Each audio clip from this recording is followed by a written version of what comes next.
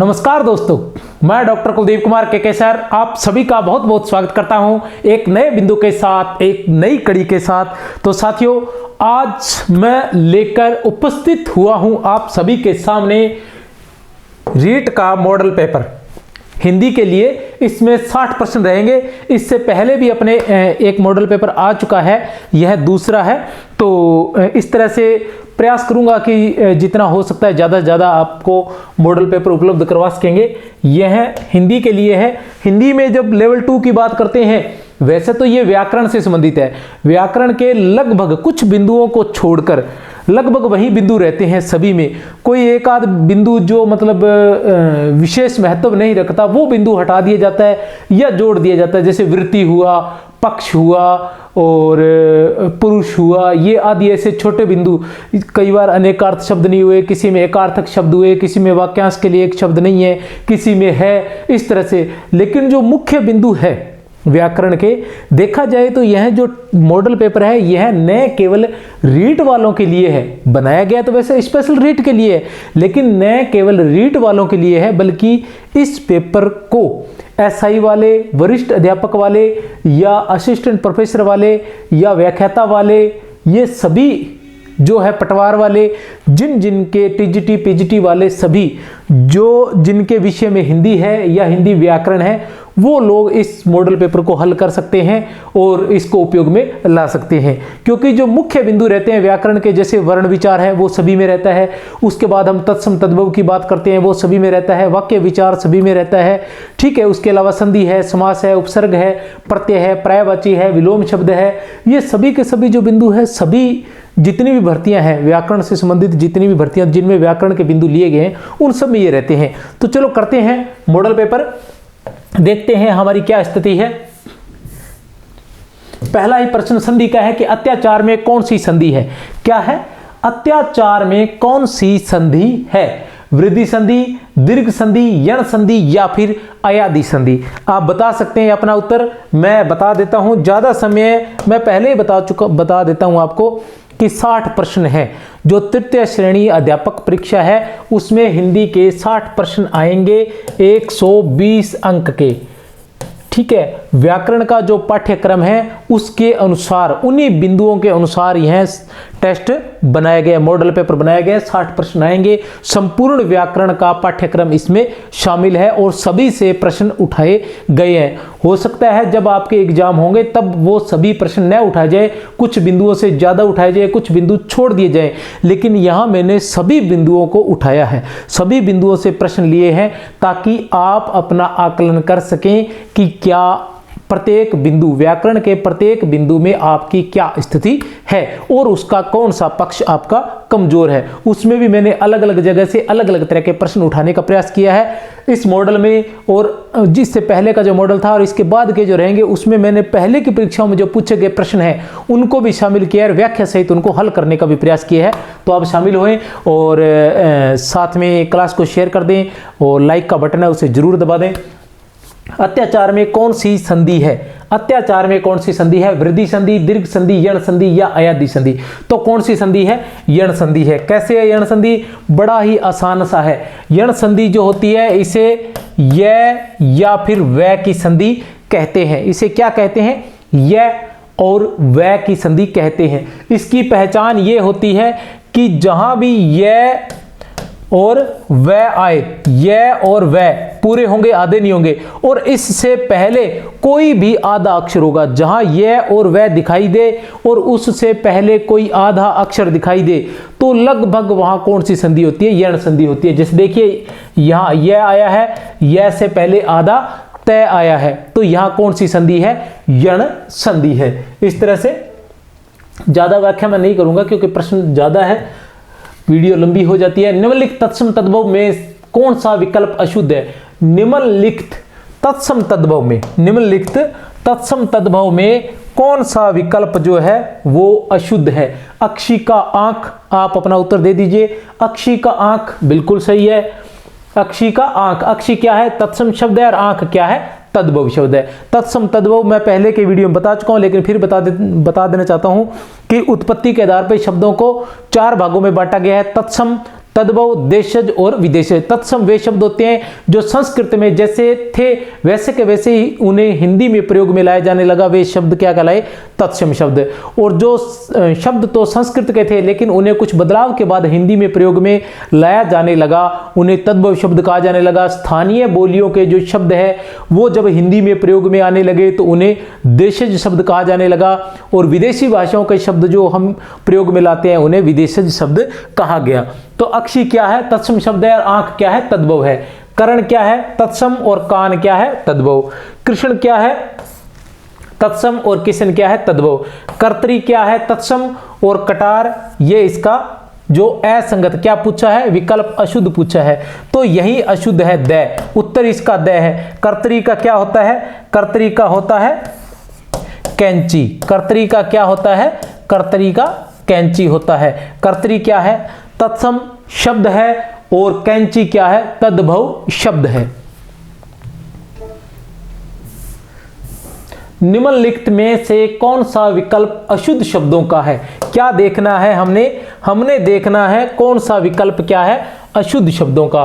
तो साथियों ये बात जरूर ध्यान रखनी है, जबकि आपकी परीक्षा बहुत नज़दीक आ चुकी है तो आप लोग इस बात का विशेष रूप से ध्यान रखेंगे कि शुद्ध, अशुद्ध, संगत, असंगत, नहीं, है, गलत, ये जो बातें हैं इन बातों का विशेष रूप से ध्यान करें और उसको रेखांकित कर लें ताकि आपके दिमाग में ये बात रहे। क्योंकि बहुत बार ऐसा होता है कि करते करते ही हमारे दिमाग कहीं और चला जाता है, सोचते सोचते हम किताबों में चले जाते हैं और ये एक क्षण भर के लिए ही होता है और हम नहीं को है और है को नहीं करके मान लेते हैं। इससे अच्छा रेखांकित किया हो। कभी कभी ऐसा भी होता है कि हम प्रश्न करते हुए फिर देखते हैं कि नहीं इसको बाद में करेंगे, फिर हम आगे चले जाते हैं, फिर वापस जब आते हैं तो नहीं, और जल्दबाजी में नहीं और है को ढूंढना भूल जाते हैं और है मानकर उसका उत्तर कर जाते हैं। तो ऐसी स्थिति से बचने के लिए आप लोग इसको रेखांकित अवश्य कर लें, ठीक है। निम्नलिखित में से कौन सा विकल्प अशुद्ध शब्दों का है? कठिन, फेर, अनिल। कठिन, फेर, अनिल बिल्कुल सही है। सामान्य, माप, आकार यह भी सही है। अपना, शायद, सर्जक यह भी सही है। आगामी, उज्जैनी, जमाता यह सही नहीं है। उत्तर कौन सा है? द। इनका क्या होगा? आगामी को कैसे लिखेंगे? आगामी गलत होता है, शुद्ध होता है आगामी। उज्जैनी का शुद्ध क्या होता है? उ आधा जय पूरा जय और ये और नी, उज्जैनी। और जमाता का शुद्ध क्या होगा? जा माता। ये रहेंगे इनके शुद्ध। इसके बाद देखते हैं हम प्रश्न संख्या 4। किसी इष्ट कार्य के होने की स्थिति कहलाती है। किसी इष्ट कार्य के होने की स्थिति, किस कार्य के? इष्ट कार्य के होने की स्थिति कहलाती है। संभावना, आशंका, प्राक्कलन, कोई नहीं। तो क्या कहलाती है? इष्ट कार्य के संभावना। आशंका क्या रहती है? किसी अनिष्ट कार्य के होने की जब स्थिति रहती है तब क्या होती है? आशंका। और इष्ट कार्य के होने की जब स्थिति होती है तो वो होती है संभावना। प्रश्न संख्या 4, 5 संगत पर्यायवाची है। क्या दे रखा है? संगत पर्यायवाची। क्या पूछा है? संगत पर्यायवाची पूछा है। तो एक संगत है, बाकी सभी असंगत है। क्या है? एक जो है वो संगत है, बाकी सभी असंगत है। युवती का भानु, आदित्य, नवांगना, अखंड का अभंग, अचिन, अक्षत, कला का अधिकार, अधिग्रहण, बुद्धि का प्रज्ञा, अधिग्रहण। तो ये भी गलत है। अखंड, अभंग, अचिन, अक्षत यह सही है। कला का अधिकार गलत है। तो संगत पर्यायवाची कौन सा है? अखंड का, अभंग, अचिन और अक्षत। चलते हैं प्रश्न संख्या 6 पर। प्रतिघात शब्द किसका विलोम शब्द है? प्रतिघात शब्द किसका विलोम शब्द है? घात का, आघात का, प्रत्याघात का या घातक का? आघात का, प्रतिघात का, घात का, आघात का, प्रत्याघात का या घातक का? किसका है? कौन सा? प्रतिघात विलोम जो शब्द है वो किसका विलोम शब्द है? तो वो किसका है? घात का। घात का विलोम शब्द क्या रहेगा? प्रतिघात। घात का विलोम शब्द क्या रहेगा? प्रतिघात रहेगा। प्रश्न संख्या 7। निम्नलिखित में से कौन सा शब्द अशुद्ध है? क्या पूछा है? अशुद्ध शब्द पूछा है। क्या पूछा है? अशुद्ध। उल्लेखित, साम्राज्य, वाहिनी, वियोगिनी। तो बताइए कौन सा शब्द जो है वो अशुद्ध है? उल्लेखित अशुद्ध है बिल्कुल। साम्राज्य ये शुद्ध है, वाहिनी शुद्ध है, वियोगिनी यह भी शुद्ध है। तो उल्लेखित कैसे अशुद्ध है वह भी बता देते हैं। उल्लेखित कैसे लिखा जाता है? उल्लेखित नहीं होता, उल्लिखित होता है। क्या होता है? उल्लेखित नहीं होता, उल्लिखित होता है। उल्लिखित क्यों होता है वह भी बता देते हैं। यह दो शब्दों के योग से बना है, उत धन लिखित। उत धन लिखित, उत धन लिखित। अगर यहां तय पूरा होता तो उल्लेखित हो जाता, लेकिन ये जो उत है इसमें हमेशा हलंत लगा रहता है। हलंत लगा रहता है तो ये मात्रा तय का क्या हो जाएगा? लय हो जाएगा। लय में ये कौन सी संधि है? व्यंजन संधि है। व्यंजन संधि का नियम है कि तय के बाद यदि लय आता है तो तय किस में बदल जाता है? लय में बदल जाता है। जबकि यह आधा तय है तो आधे लय में ही बदलेगा। तो ये क्या हो जाएगा? उल धन लिखित। अब यही मात्रा घूम कर लग जाएगी उल्लिखित। तो इस तरह से उत धन लिखित, उत धन लिखित, इसलिए यह होगा उल्लिखित। उल्लेखित शब्द जो है वह पूर्णतः अशुद्ध शब्द है। प्रश्न संख्या 7, असंगत शब्द युग्म छांटिए। क्या छांटिए? शब्द युग्म। क्या छांटना है? शब्द युग्म छांटना है। समान, आदर, सामान, सामग्री, कदम, डग, कदम, एक पेड़। देखते हैं असंगत क्या है। समान, समान का क्या होता है? आदर। समान का आदर नहीं होता, यही असंगत है। ध्यान रखना है, असंगत छांटना था, यही असंगत है। उत्तर है ए, क्योंकि समान का क्या होता है? आदर नहीं, बराबर होता है। आदर किसका होता है? सम्मान का। सम्मान का क्या होता है? आदर। और समान का क्या होता है? बराबर। और सामान का क्या होता है? सामग्री। कदम का क्या होता है? डग। और कदम का क्या होता है? एक पेड़। ठीक है। राम तेज दौड़ता है। राम तेज दौड़ता है वाक्य में क्रिया विशेषण है। वाक्य में क्या है? क्रिया विशेषण है। क्या पूछा है? क्रिया विशेषण पूछा है। राम तेज दौड़ता है। इसमें राम क्या है? राम है कर्ता। और दौड़ना क्या है? क्रिया। और क्रिया विशेषण पूछा है। क्रिया विशेषण क्या होता है? जो क्रिया की विशेषता बतलाता है उसे क्रिया विशेषण कहते हैं। जो क्रिया की विशेषता बतलाते हैं उन्हें क्रिया विशेषण कहते हैं। क्रिया विशेषण क्या है? अवयव है। अवयव अर्थात अविकारी शब्द है। अविकारी शब्द है। अविकारी शब्द जिनमें कारक, काल, लिंग, वचन आदि के आधार पर कोई परिवर्तन नहीं आता, वो अविकारी शब्द कहलाते हैं। क्रिया विशेषण। तो इसमें कौन, इस क्रिया की विशेषता कौन बता रहा है? कौन बता रहा है? तेज। तो कौन सा होगा क्रिया विशेषण? तेज। तेज जो है वो क्रिया विशेषण है। क्योंकि राम तो क्या है? कर्ता है। दौड़ता क्या है? क्रिया है। कोई नहीं कि कोई बात नहीं, तेज जो है वो क्या है? क्रिया विशेषण है। तेज क्या है? क्रिया विशेषण है।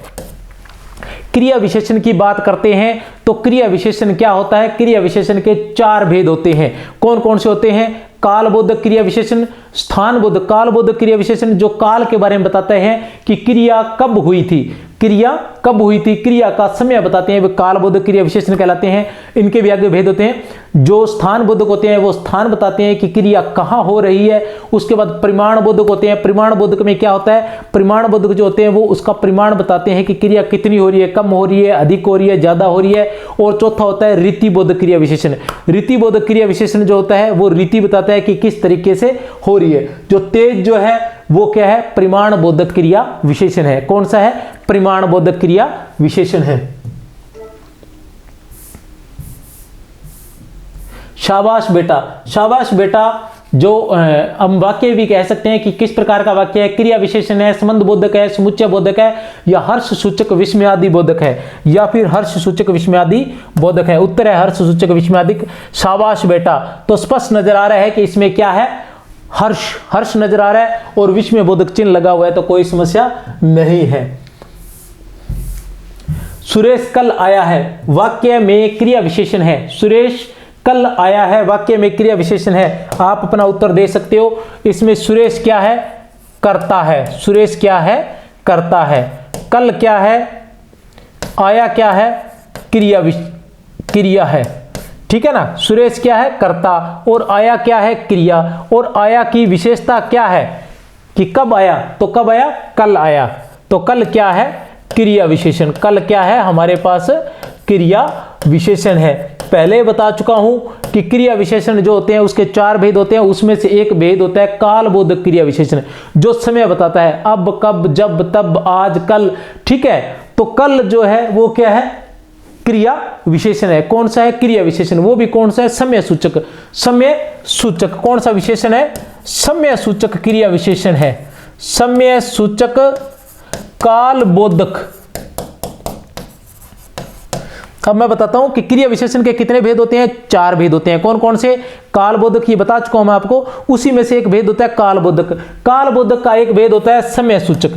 कालबोधक का एक भेद होता है समय सूचक। वही समय सूचक है कल, क्योंकि इसमें पूरा समय बताया जाता है। और अगर आज कल कहा जाए, आज कल वह आते हैं, आज कल वह आते नहीं, ठीक है ना, तो क्या होगा? आज कल ये अवधि हो जाएगी, आज और कल दोनों के बीच का समय, अवधि। तो दूसरा जो भेद होता है कालबोधक का, अवधि सूचक होता है। एक पौन्य सूचक भी रहता है। इस तरह से ज्यादा नहीं बताएंगे। जिसकी आंख मछली की आंखों के समान सुंदर हो, जिसकी आंख मछली की आंखों के समान सुंदर हो के लिए किसी एक शब्द का प्रयोग होगा। मनोहर, प्रिय, मृगनयनी, मीनाक्षी। मृगनयनी, मीनाक्षी, तो कौन सी होगी? मीनाक्षी। मीन के समान अक्ष वाली, मीन के समान अक्षी वाली मीनाक्षी। ठीक है, मीन के समान नेत्रों वाली मीनाक्षी।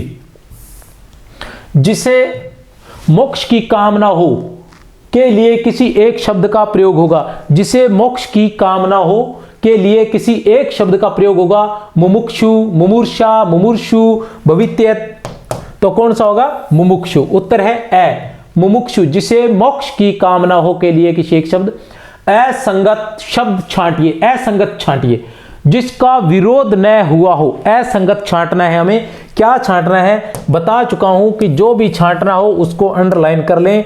क्या छांटना है? असंगत। जिसका विरोध न हुआ हो, अनिरुद्ध, अविरोधी, बिल्कुल सही है। रास्ते में खाने के लिए भोजन, रास्ते में खाने के लिए भोजन को क्या अल्पाहार कहते हैं? नहीं कहते अल्पाहार।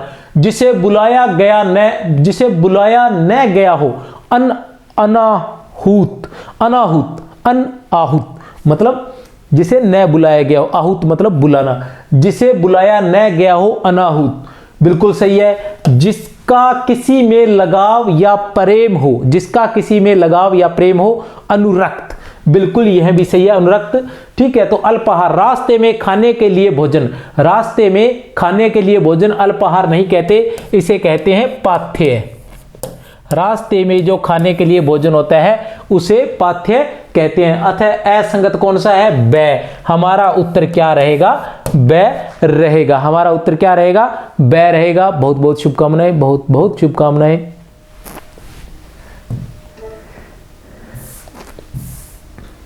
खेत रहना, खेत रहना मुहावरे का अर्थ है युद्ध में मारा जाना, खेत बचाना, रखवाली करना, खेत में रहना।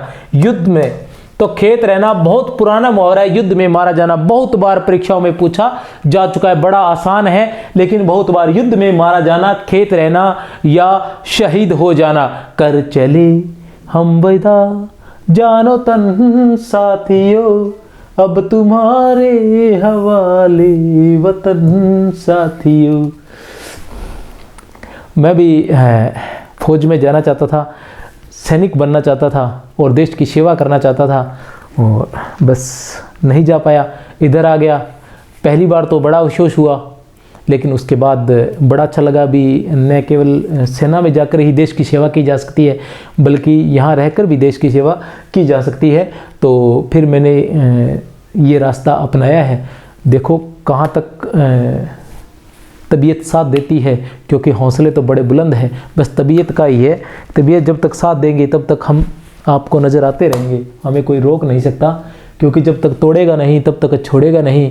ठीक है, और टूटने वाले हम लोग हैं नहीं। मैं यह कार्य कदाचित न करूं, मैं यह कार्य कदाचित न करूं। रेखांकित पद में क्रिया विशेषण है, क्रिया विशेषण के थोड़े प्रश्न ज़्यादा ही आ गए हैं।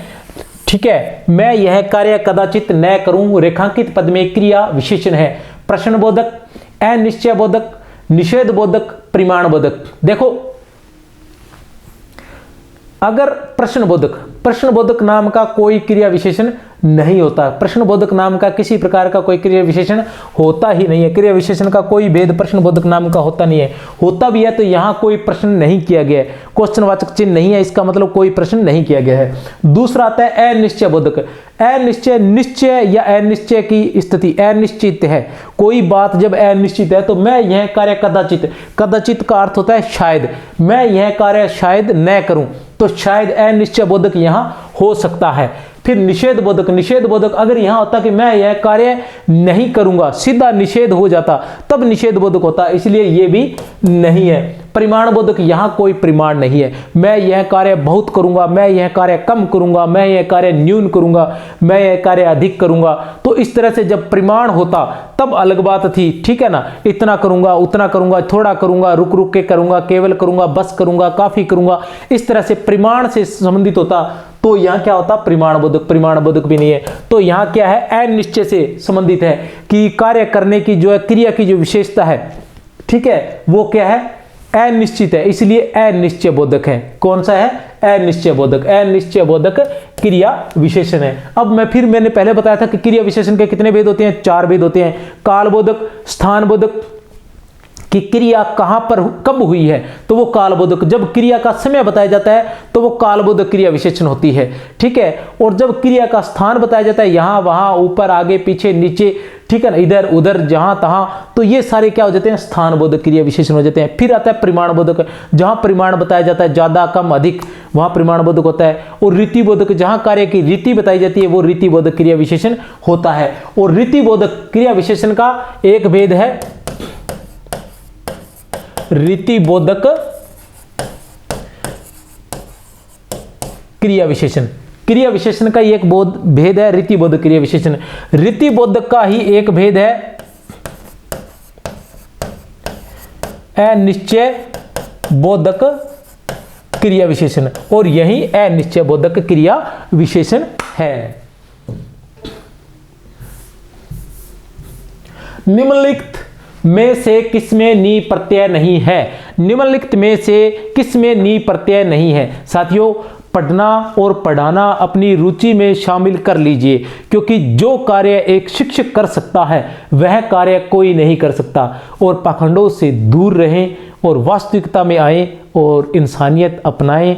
मानव धर्म सबसे बड़ा धर्म होता है, किसी एक धर्म, छोड़ो धर्म की बातें नहीं करेंगे। निम्नलिखित में से किसमें नी प्रत्यय नहीं है, शेरनी, पत्नी, सुनी, मोरनी, शेरनी, पत्नी, सुनी, मोरनी, तो किसमें नी प्रत्यय नहीं है, तो किसमें नहीं है, स में, सुनी में नी प्रत्यय नहीं है। इसमें कौन सा है, सुन प्लस ई, सुनी, तो ई प्रत्यय है। कौन सा प्रत्यय है, ई प्रत्यय है।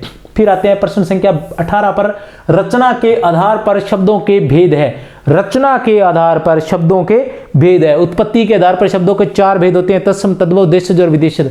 और रचना के आधार पर शब्दों के कितने भेद होते हैं, 1, 2, 3 या फिर 4, 1, 2, 3 या फिर 4, 1, 2, 3 या फिर 4, तो कितने भेद होते हैं, 3 भेद होते हैं। कौन कौन से होते हैं रचना के आधार पर, रचना के आधार पर जब हम भेद की बात करते हैं तो हमारे पास भेद आते हैं, कौन सा ले, कौन सा ले, कलर कौन सा ले, कलर कौन सा ले, लाल लेके देखें क्या, लाल तो दिखता नहीं है, येलो ही ले लेते हैं, ये भी नहीं दिख रहा, चलो व्हाइट लेते हैं, ठीक है। रचना के आधार पर बात करते हैं तो 3 प्रकार के होते हैं। पहले होते हैं रूढ़ शब्द, दूसरे होते हैं यौगिक शब्द, दूसरे क्या रहते हैं, यौगिक शब्द, और तीसरा रहता है हमारे योग रूढ़ शब्द, तीसरा हमारे पास रहता है। रचना के आधार पर जब शब्दों के भेद करते हैं तो 3 प्रकार के शब्द होते हैं, रूढ़ शब्द, यौगिक शब्द और योग रूढ़। रूढ़ शब्द जिनके उत्पत्ति के बारे में, जिनकी उत्पत्ति के बारे में हमें कुछ भी जानकारी नहीं है, जो थे वैसे के वैसे ही हम अपना रहे हैं, जैसे लोटा है, गाय है, भैंस है, बकरी है, पहाड़ है, जल है, पानी है, ठीक है। ये सारे जितने भी आकाश है, ये जो शब्द है जिनको जैसा का जैसा जैसे हमें मिले, हमें ध्यान नहीं कब इनकी उत्पत्ति हुई, किस प्रकार उत्पत्ति हुई, तो वो कहलाते हैं रूढ़ शब्द। उसके बाद यौगिक शब्द, यौगिक शब्द वो है जिनकी निर्माण हमने किया, किससे किया, 2 शब्दों को मिलाकर किया, जैसे रसोई घर हो गया, जैसे विद्यालय हो गया, ठीक है। तो इस तरह से क्या है, जो दो शब्दों के योग से बनते हैं वो यौगिक शब्द कहलाते हैं। अब योग रूढ़ क्या भला है? योग रूढ़ वो है जो है तो यौगिक शब्द जो दो शब्दों के मेल से बने हैं। जैसे लंबोदर, हम लंबोदर की बात करें तो लंबा है जिसका उदर, अर्थात जिसका लंबा उदर है, तो हर उसको लंबोदर कहा जाना चाहिए जिसका लंबा उदर है। लेकिन नहीं, ये है तो यौगिक शब्द लेकिन ये रूढ़ हो गया किसी एक चीज के लिए। जैसे पानी किसी एक चीज के लिए रूढ़ हो गया, हम पानी कहते हैं तो पानी उसी को कहते हैं, किसी और चीज को नहीं कहते।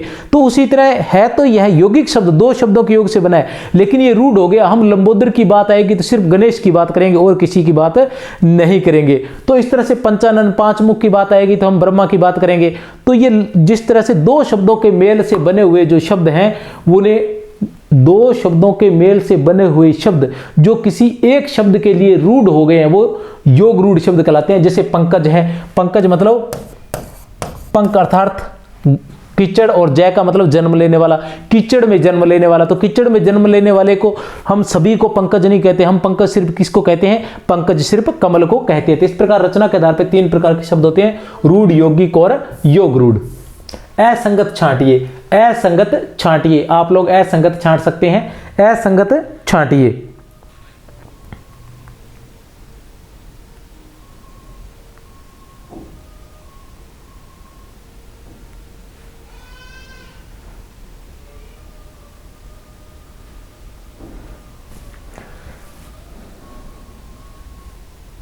वह स्त्री जिसके हाल ही में शिशु उत्पन्न हुआ हो प्रसूता, वह स्त्री जिसके हाल ही में शिशु उत्पन्न हुआ हो प्रसूता, बिल्कुल सही है। कनिष्ठा और मध्यमा के बीच की उंगली, कनिष्ठा और मध्यमा के बीच की उंगली, कनिष्ठा और मध्यमा के बीच की उंगली अनामिका। सूर्योदय से पहले 2 घड़ी का समय ब्रह्म मुहूर्त, तो कौन सा रहेगा? कनिष्ठा और मध्यमा के बीच की उंगली क्या होती है? अब देखो, कनिष्ठा और मध्यमा के बीच की उंगली, कनिष्ठा और मध्यमा के बीच की उंगली, तो यहां क्या दे रखा है? या तो दे रखा है तर्जनी या दे रखा है अनामिका, ठीक है ना। तो दोनों में से एक होनी चाहिए, तो ये तो बिल्कुल नहीं हुए। तो ये जो है सूर्योदय से पहले 2 घड़ी का समय ब्रह्म मुहूर्त ही होता है, बिल्कुल सही है। वह स्त्री जिसके हाल ही में शिशु उत्पन्न हुआ प्रसूता, बिल्कुल सही है। कनिष्ठा और मध्यमा के बीच की उंगली क्या होती है? अनामिका होती है, अनामिका होती है, तो ये फिर गलत है। तो असंगत की बात करें तो उत्तर हमारे पास ब आता है। अब उंगलियों की बात करें, 1 2 3 और 4, 4 उंगलियां रहती है। तो ये रहती है जो सबसे छोटे वाली होती है उसे हम कनिष्ठा कहते हैं, और ये जो इसके बाद की होती है इसे हम कहते हैं अनामिका, और इसे माध्यिका भी कह सकते हैं, मध्यमा भी कह सकते हैं, ठीक है। और ये होती है तर्जनी, अंगूठे के पास वाली उंगली तर्जनी होती है। और पहली कनिष्ठा, कनिष्ठा के बाद अनामिका, ये होती है कनिष्ठा, ये होती है इसके पास वाली अनामिका, ये क्या आती है? मध्यमा, और ये होती है तर्जनी, ये वाली तर्जनी उंगली रहती है। ध्यान में लगा लेना, ये बड़ी आसान सी बातें हैं, कई बार दिमाग से निकल जाती हैं।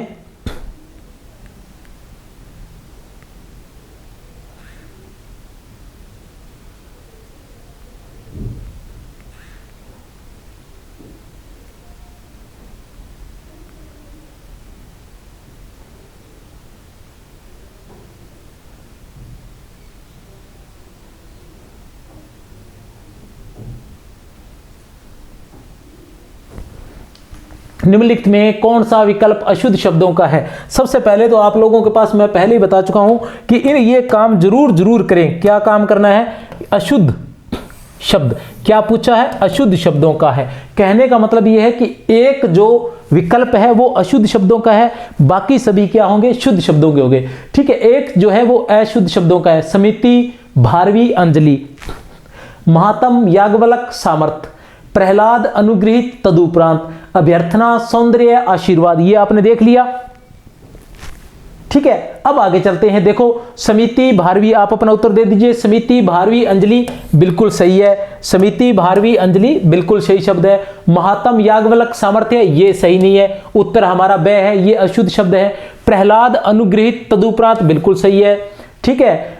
अभ्यर्थना, सौंदर्य, आशीर्वाद, यह भी सही है। अब महात्मा और याज्ञवल्क के क्यों सही नहीं है अभी बताता हूं। महात्म नहीं होता। महात्म क्या होता है? देखो, महात्मा कैसे बनता है?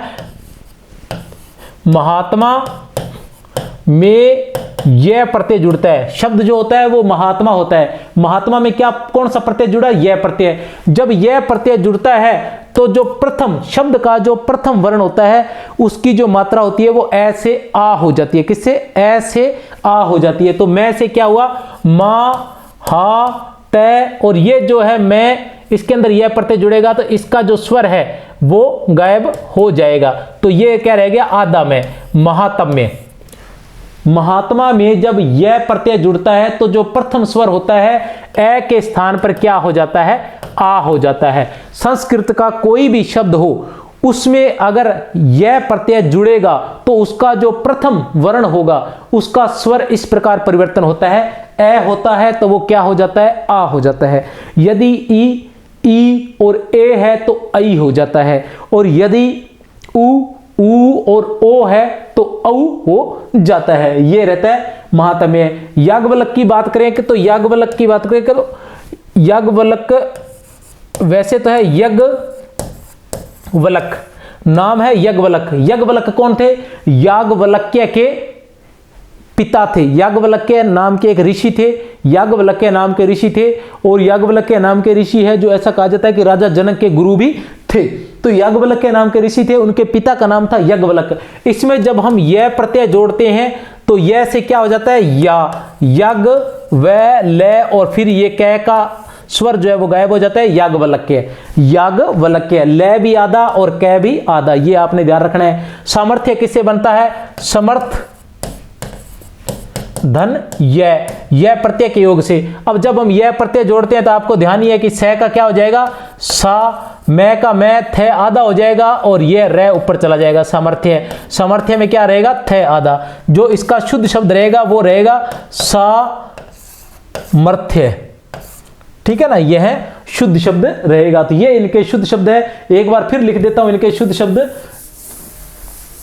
क्या रहेंगे। महात्मा का शुद्ध शब्द क्या रहेगा? महात्म्य। याज्ञवल्क्य का याग, व, ले, कै, ये, ले और कै आधे हैं। सामर्थ्य का सा, मैं, रे, थे आधा है और ऊपर रे है। ये ध्यान लगा लेना है आपने। प्रश्न संख्या 21, चिकना घड़ा होना मुहावरे का अर्थ है धनवान होना, अत्यंत बेशरम होना, कमजोर होना, सुंदर होना। तो क्या है? अत्यंत बेशरम होना। चिकना घड़ा होना, अत्यंत बेशरम होना। गेंद दरार चलन शब्द है। गेंद दरार चलन आदि शब्द है उभयलिंग। किस प्रकार के शब्द है? उभयलिंग शब्द है।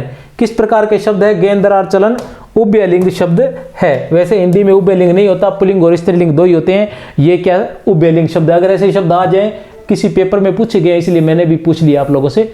मेढक का अपर्यायवाची शब्द है। मेढक का अपर्यायवाची शब्द है। यहां हम क्या करते हैं, बहुत बार यहां गलत त्रुटि करते हैं कि यहां अनुस्वार लगा देते हैं। तो मेढक में अनुस्वार नहीं आता है, मेढक होता है। मेढक का अपर्यायवाची शब्द है भेक, कुरंग, दरदूर, मंडूक। भेक, कुरंग, दरदूर, मंडूक।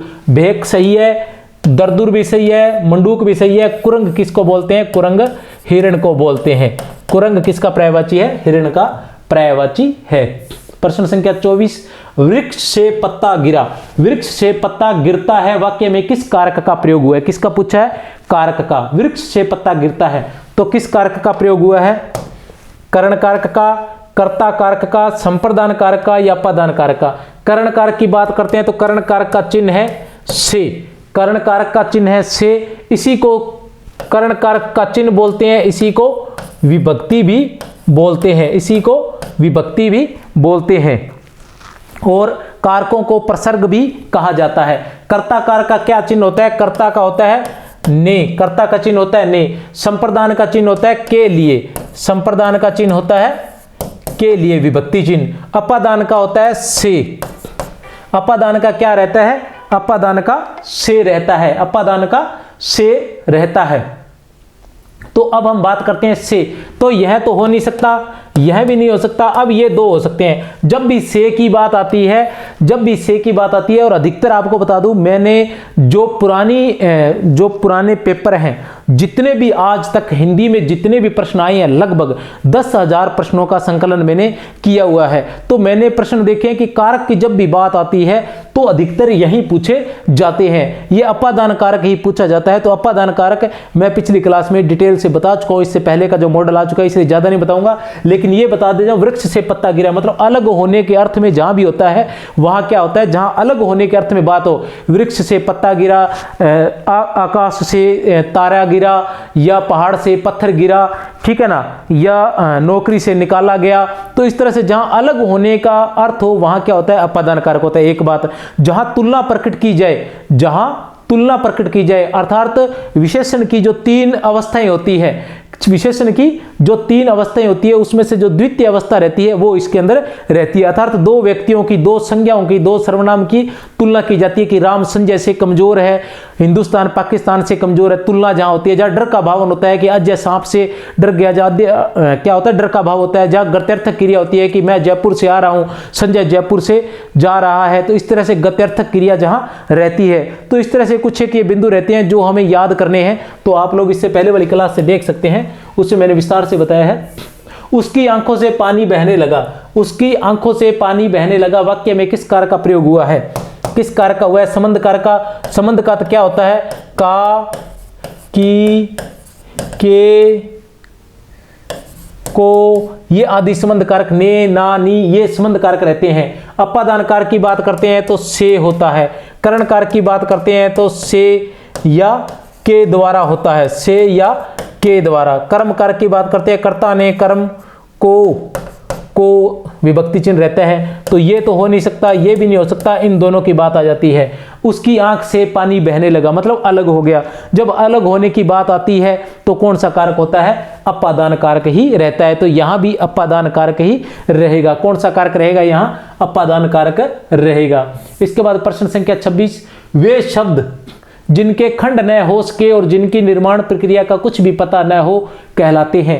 वे शब्द जिनके खंड न हो सके और जिनकी निर्माण प्रक्रिया का कुछ भी पता न हो कहलाते हैं। रूढ़, यौगिक, योगरूढ़ या कोई नहीं, तो क्या कहलाते हैं, वे शब्द जिनके खंड न हो सके और जिनकी निर्माण प्रक्रिया का कुछ भी पता ना हो वे क्या कहलाते हैं, यौगिक शब्द कहलाते हैं। वे शब्द जिनके खंड न हो सके, क्योंकि यौगिक जो शब्द होते हैं वे तो 2 शब्दों के योग से मिलते हैं और उनके खंड भी हो सकते हैं, 2 शब्दों के योग से ही बनते हैं। और जो योगरूढ़ होते हैं वो भी 2 शब्दों के योग से बनते हैं, इसलिए उनके भी खंड हो सकते हैं, जिनकी निर्माण प्रक्रिया भी हमें पता होती है कि किन शब्दों के योग से ये मिले हैं, और जो इसके बारे में बाकी मैंने आप लोगों को बता ही दिया है। अब देखते हैं प्रश्न संख्या 27 क्या है। प्रश्न संख्या 27 है, मर्म शब्द में एक प्रत्यय लगाने पर, मर्म शब्द में एक प्रत्यय लगाने पर कौन सा शब्द बनेगा। मर्म शब्द में एक प्रत्यय लगाने पर कौन सा शब्द बनेगा, मार्मिक, मार्मिक, मर्मिक, मार्मिक, ठीक है, कौन सा शब्द बनेगा। तो आप अभी अपना उत्तर दे दीजिए। मैं आपको बता देना चाहता हूं कि जब एक प्रत्यय लगता है किसी शब्द में तो उनमें किस प्रकार परिवर्तन आता है। संस्कृत के जिन शब्दों में एक प्रत्यय लगता है उनके प्रारंभिक स्वर में किस प्रकार परिवर्तन आता है, देखते हैं। तो सबसे पहले संस्कृत के जिन शब्दों में क्या है, एक प्रत्यय लगता है, तो उनके प्रारंभिक स्वर में ए होता है तो क्या हो जाता है, आ। ए का क्या बन जाएगा, आ बन जाएगा। कैसे बन जाएगा ए का आ, देखते हैं ए का आ कैसे बन जाएगा, कि जैसे मर्म धन इक, तो क्या हुआ, ये मार्मिक हो गया। क्या हुआ, मार्मिक। उत्तर हमारा है मार्मिक। अब मार्मिक कैसे हुआ, तो देखो मैंने क्या कहा, एक प्रत्यय लगने पर प्रारंभिक स्वर यदि ए होगा तो क्या हो जाएगा, आ। यहां प्रारंभिक स्वर क्या है, मैं, तो मैं का क्या हो जाएगा, मां, और बाकी इक लगने के बाद मार्मिक वैसे का वैसा ही रहेगा। ये ई की मात्रा ए में लग जाएगी, मर्म प्लस एक मार्मिक ये हो जाएगा। अब आप देख रहे हैं कि इसका स्वर कहां गया, तो जब भी ये मिलता है एक प्रत्यय लगेगा तो इसका ये जो आखिरी जो वर्ण होता है ये स्वरहीन हो जाता है। तो मर्म प्लस एक मार्मिक, कहने से तात्पर्य ये है कि आप लोगों ने ये ध्यान रखना है कि यदि संस्कृत के शब्दों में एक प्रत्यय लगता है तो उसके प्रारंभिक स्वर में ए के स्थान पर क्या हो जाएगा, आ हो जाएगा। इसी प्रकार का दूसरा उदाहरण बताता हूं। अध्यात्म धन इक, तो ऐसे क्या हो जाएगा आध्यात्मिक। अब यही बातें होती है, शुद्ध अशुद्ध में कुछ नियम होते हैं, उन नियमों का अगर हम ध्यान रखते हैं तो बड़ी आसानी से हम उसको कर सकते हैं। जैसे मर्म प्लस इक, तो हमें वहां देखेंगे हमें लगेगा कि मर्मिक हो सकता है, लेकिन इस तरह से इस नियम के अनुसार मार्मिक होगा, आध्यात्मिक होगा या आध्यात्मिक होगा। तो नियम का जब पालन करते हैं तो कोई समस्या नहीं रहती। अध्यात्म प्लस एक क्या हो जाएगा, आध्यात्मिक हो जाएगा। इसी तरह से शरीर धन इक, तो श का क्या हो जाएगा, शारीरिक। देखो ये भी एक बात है कि जैसे हम जो शारीरिक लिखते हैं उसमें क्या होता है कि शारीरिक में री की मात्रा कौन सी आएगी, ये कंफ्यूज रहता है कि री में कौन से में बड़ी आएगी, कौन से में छोटी आएगी। लेकिन ये नियम हमें ध्यान है, तो शरीर हमें लिखना आता है आराम से कि शरीर में री की मात्रा बड़ी होती है। अब ये जो मात्रा लग रही है ये मात्रा कौन सी है, छोटी है, तो ये छोटी रहेगी, अर्थात ये बड़ी की बड़ी रहेगी और ये छोटी रहेगी। तो इससे हम लिखेंगे तो हमारी जो है शब्द शुद्धि है वो भी ठीक हो जाएगी। ए का आ हो जाता है मर्म प्लस इक। इसके अलावा क्या होता है, ए के आ के अलावा भी इसमें क्या रहता है कि यदि ई और ए आता है प्रारंभिक स्वर में ई और ए आता है तो वो क्या हो जाता है, आई हो जाता है।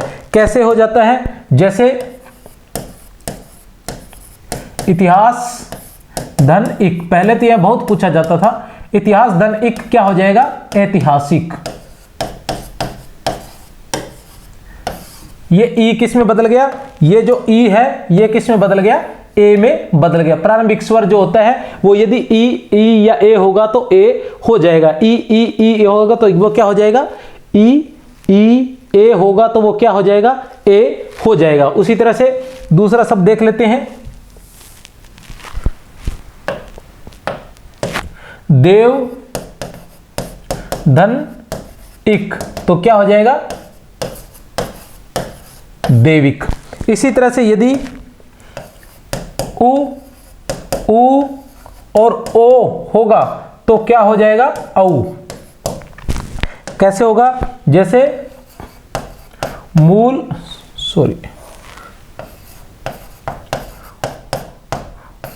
उद्योग धन इक, तो क्या ऊ का क्या हो जाएगा, औद्योगिक, औद्योगिक, एक मात्रा आएगी, ऊ का क्या हो जाएगा,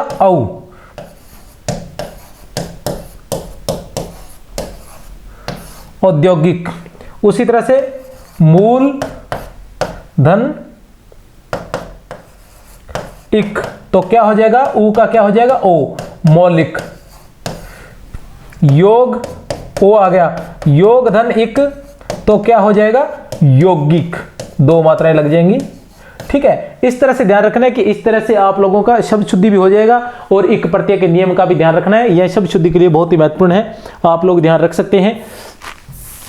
प्रश्न संख्या 28, जिसकी लाठी उसकी भैंस, उपयुक्त कहावत में किस सर्वनाम का प्रयोग हुआ है। जिसकी लाठी उसकी भैंस, उपयुक्त कहावत में किस सर्वनाम का प्रयोग हुआ है। निश्चयवाचक, प्रश्नवाचक, संबंधवाचक और अनिश्चयवाचक किस सर्वनाम का प्रयोग हुआ है। जिसकी लाठी उसकी भैंस, जिसकी लाठी उसकी भैंस में किस सर्वनाम का प्रयोग हुआ है, संबंधवाचक सर्वनाम का प्रयोग हुआ है। किस सर्वनाम का प्रयोग हुआ है, संबंधवाचक सर्वनाम का। जो होता तो भी तुझे न देता, इस वाक्य में किस समुच्चय बोधक अवयव का प्रयोग हुआ है। किस चीज का, समुच्चय बोधक अवयव का। क्या पूछा है, समुच्चय बोधक अवयव। ठीक है, क्या पूछा है, समुच्चय बोधक अवयव पूछा है। समुच्चय बोधक अवयव की बात करते हैं तो समुच्चय बोधक अवयव जो होते हैं उसके दो भेद माने जाते हैं, समानाधिकरण और व्यधिकरण। समानाधिकरण और व्यधिकरण, दो शब्दों, दो वाक्यों, दो वाक्यांशों, दो उपवाक्यों को जोड़ने के लिए हम जिन अवयव का प्रयोग करते हैं उन्हें समुच्चय बोधक अवयव कहते हैं। एक बार फिर से बता देना चाहता हूं कि दो शब्दों, दो वाक्यों, दो उपवाक्यों, दो वाक्यांशों को जोड़ने के लिए जिन अवयव का प्रयोग किया जाता है उन्हें हम समुच्चय बोधक अवयव कहते हैं। ये जो अवयव होते हैं इसके दो भेद होते हैं, समानाधिकरण समुच्चय बोधक अवयव और व्यधिकरण समुच्चय बोधक अवयव। समानाधिकरण का अर्थ है सम धन मान, ठीक है, सॉरी स धन समान, समान प्लस अधिकरण, समानाधिकरण, ठीक है, समान प्लस अधिकरण, वो नाम से कंफ्यूजिंग हो गया ना। क्या होगा, एक होता है समानाधिकरण, समानाधिकरण पहला होता है समानाधिकरण अर्थात समान प्लस अधिकरण। समान होता है बराबर और अधिकरण होता है आधार। समान होता है बराबर और अधिकरण होता है आधार। जो बराबर आधार पर, जो दोनों वाक्य बराबर हों, एक समान हो, उनको जब जोड़ा जाता है तो वो समानाधिकरण समुच्चय बोधक अवयव कहलाते हैं। अर्थात जो अवयव दो समान वाक्यों को जोड़ते हैं, दो समान शब्दों को जोड़ते हैं, उन्हें समानाधिकरण समुच्चय बोधक अवयव कहा जाता है। उसी तरह दूसरा जो है वो है व्यधिकरण। वो क्या है, व्यधिकरण समुच्चय बोधक। व्यधिकरण का मतलब हुआ विधन अधिकरण। वी का अर्थ होता है विशेष और अधिकरण का अर्थ होता है आधार।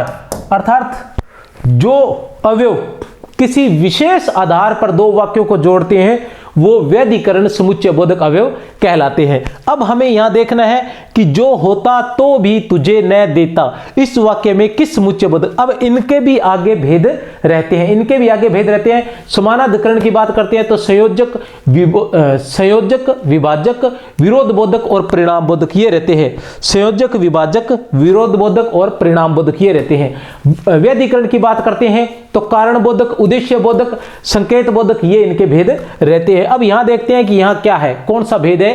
जो होता तो भी तुझे न देता, इस वाक्य में किस समुच्चय बोधक अवयव का प्रयोग किया गया है। परिणाम बोधक का, उद्देश्य बोधक का, संयोजक का या संकेत बोधक का। तो किसका किया गया है, संकेत बोधक का। यहां संकेत है। क्या परिणाम दिखाई दे रहा है, नहीं दिखाई दे रहा, कोई परिणाम नहीं है इसमें। उद्देश्य है, कोई उद्देश्य भी नहीं है। संयोजक ये भी नहीं है, दो समान वाक्यों को जोड़ने वाला भी नहीं है। संकेत बोधक, संकेत जरूर हो रहा है। जो होता, अगर मेरे पास होता तो भी तुझे नहीं देता, जो होता तो भी तुझे नहीं देता, तो ये किसमें, संकेत बोधक में आते हैं। संकेत बोधक किसमें आते हैं, व्यधिकरण में। विशेष आधार पर जो जोड़े जाते हैं, व्यधिकरण समुच्चय बोधक का ही एक भेद है, जिसमें जो संकेत बोधक है, इसी संकेत बोधक में ही कौन कौन से आते हैं, जो, तो, यदि, तो,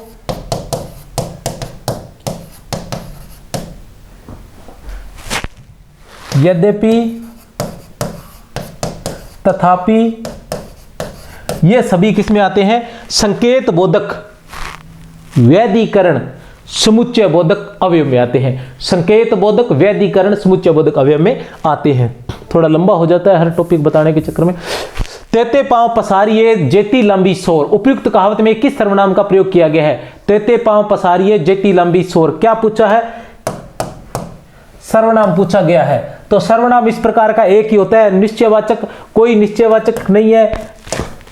इस प्रकार का जो सर्वनाम होता है वो संबंध बोधक में ही आता है। इस प्रकार का सर्वनाम में से जो, तो, उसका, उस, जो, तो, या फिर जो, सो और ऐसा वैसा, इस तरह के जो सर्वनाम रहते हैं वो संबंध बोधक में ही आते हैं। प्रश्न संख्या 31, चांद तारे साथ रहते हैं, रेखांकित पद में अवयव है। चांद तारे साथ रहते हैं, साथ जो है इसमें अवयव है सहचरवाचक, साधनवाचक, व्यतिरेकवाचक, दिशावाचक। कौन सा है, तो कौन सा है इसमें, चांद तारे साथ रहते हैं, रेखांकित पद में अवयव कौन सा है, इसमें है सहचरवाचक। कौन सा है, सहचरवाचक। सहचरवाचक किस अवयव का भेद है, यह संबंध बोधक अवयव का भेद है। किस, संबंध बोधक अवयव का भेद है। सहचरवाचक जो है वो किस अवयव का भेद है, संबंध बोधक अवयव का ही एक भेद है। अवयव आप जानते ही हो कि चार होते हैं। निम्नलिखित में कौन सा पद द्वंद्व समास का नहीं है। आपको क्या ध्यान लगाना है, नहीं है, मतलब द्वंद्व समास का नहीं है, मतलब एक जो है वो द्वंद्व समास का नहीं है, बाकी सभी द्वंद्व समास के हैं। एक जो है वो द्वंद्व समास का नहीं है। अन्न जल का क्या होगा, अन्न और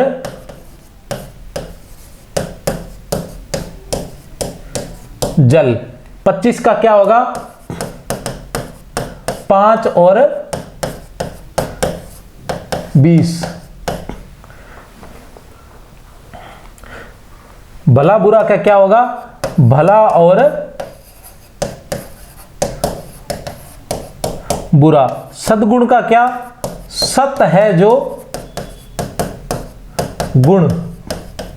अर्थात ये क्या रहेगा, इसमें किसी योजक चिन्ह का प्रयोग भी नहीं हुआ और जो चिन्ह होते हैं और, तथा, एवं, ये जो है अथवा, इन सब का भी प्रयोग नहीं हुआ है। अतः जो सद्गुण है ये कौन सा समास है? ये कर्मधारय समास है। सद्गुण जो है वो कौन सा समास है? कर्मधारय समास है। बाकी सभी कौन से समास है?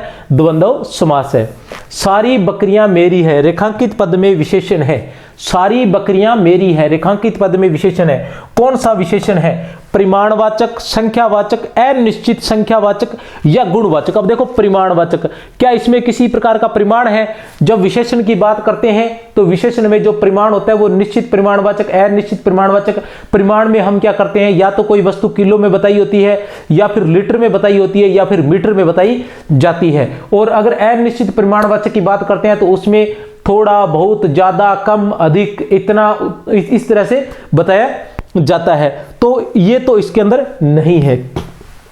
एक बात संख्यावाचक, और वैसे भी इसमें क्या आते हैं? तरल पदार्थ, या तो तरल पदार्थ आते हैं या फिर जैसे द्रव्य भी कह सकते हैं। उसके अलावा अपने दूरी को भी कह सकते हैं, किलोमीटर, मीटर, ये भी है। ठीक है, ये सारी चीजें परिमाणवाचक में आती है। लेकिन जिनकी संख्या की जाती है वो संख्यावाचक में आती है। तो बकरियों की हम संख्या काउंट कर सकते हैं, इसलिए संख्यावाचक में है। संख्यावाचक, अनिश्चित संख्यावाचक, गुणवाचक बिल्कुल नहीं है। ठीक है, तो संख्यावाचक में हम देखते हैं तो सारी क्या है?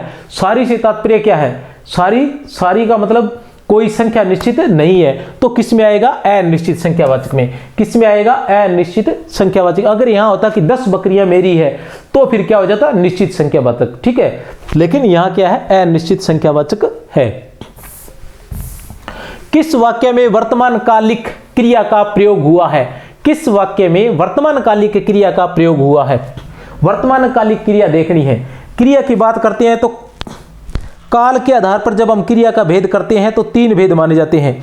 काल के आधार पर जब हम क्रिया के भेद करते हैं तो हमारे पास 3 भेद माने जाते हैं। कौन कौन से? भूतकालिक क्रिया, वर्तमानकालिक क्रिया और भविष्यकालीन क्रिया। तो इनमें से कौन सी क्रिया? गीता हॉकी खेल रही है। आप अपना उत्तर दे दीजिए। किस वाक्य में वर्तमानकालिक? गीता हॉकी खेल रही है, बिल्कुल सही है, ये तो वर्तमानकालिक क्रिया है। विमल पुस्तक पढ़ रहा है, यह भी वर्तमानकालिक क्रिया है। मम्मी खाना बना रही है, यह भी वर्तमानकालिक क्रिया है। तो उपयुक्त सभी जो है वर्तमानकालिक क्रिया है। अगर इनकी जगह ऐसा होता कि गीता हॉकी खेल रही थी, गीता हॉकी खेल रही थी, गीता हॉकी खेल रही थी, तो ये क्या हो जाता?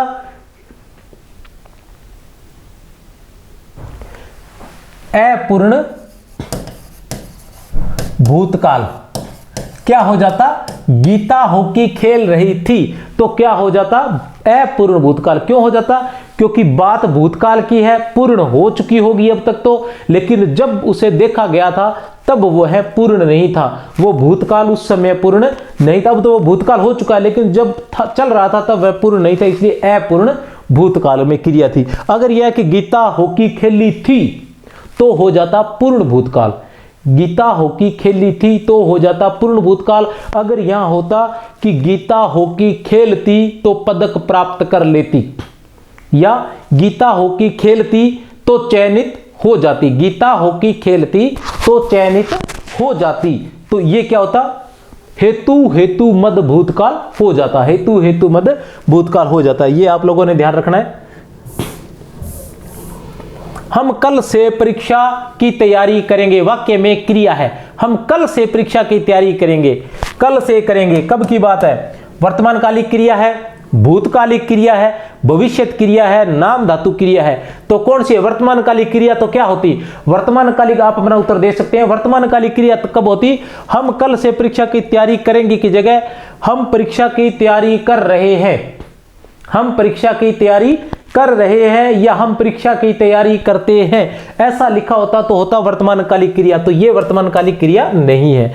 फिर भूतकालिक क्रिया, हम कल से परीक्षा की तैयारी कर रहे हैं, हम कल से परीक्षा की तैयारी कर रहे हैं, तो भूतकालिक क्रिया होता, लेकिन यह भूतकालिक क्रिया नहीं है। हम कल से परीक्षा की तैयारी करेंगे, मतलब अभी शुरू नहीं की है, भविष्य में शुरू की जाएगी, तो भविष्यत क्रिया, नाम धातु नहीं है।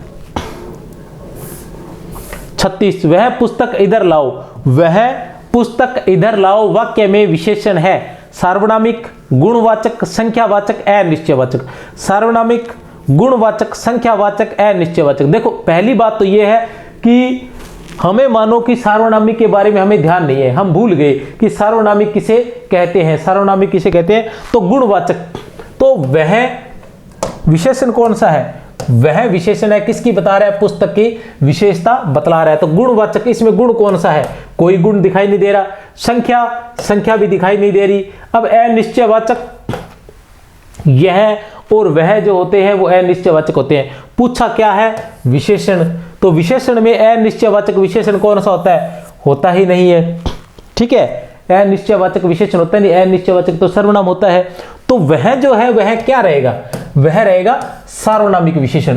कैसे रहेगा सार्वनामिक विशेषण, सार्वनामिक विशेषण की विशेषता यह है कि वे सर्वनाम जो संज्ञा के स्थान पर आने वाले शब्दों को हम क्या कहते हैं, सर्वनाम कहते हैं। किसके स्थान पर, संज्ञा के स्थान पर आने वाले शब्दों को हम क्या कहते हैं, सर्वनाम कहते हैं।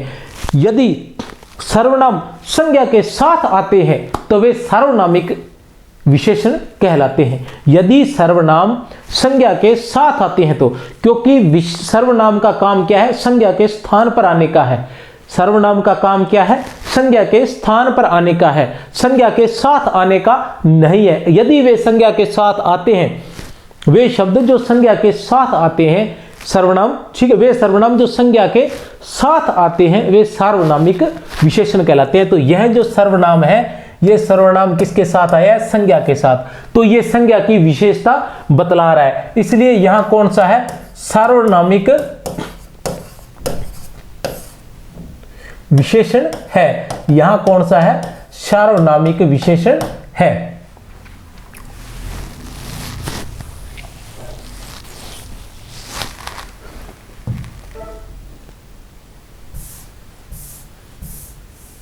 सदैव में प्रयुक्त संधि का नाम है, सदैव में प्रयुक्त संधि का नाम है, सदैव में प्रयुक्त संधि का नाम है। व्यंजन संधि, स्वर संधि, विसर्ग संधि, इनमें से कोई नहीं। व्यंजन संधि, स्वर संधि, विसर्ग संधि, इनमें से कोई नहीं। तो कौन सी है इसमें, इसमें है स्वर संधि। कैसे है स्वर संधि, तो देखो मैंने पहले ही बताया था कि जहां आपको आ की मात्रा, ई की मात्रा या ऊ की मात्रा दिखाई दे, वहां कौन सी होती है, दीर्घ संधि होती है, दीर्घ स्वर संधि।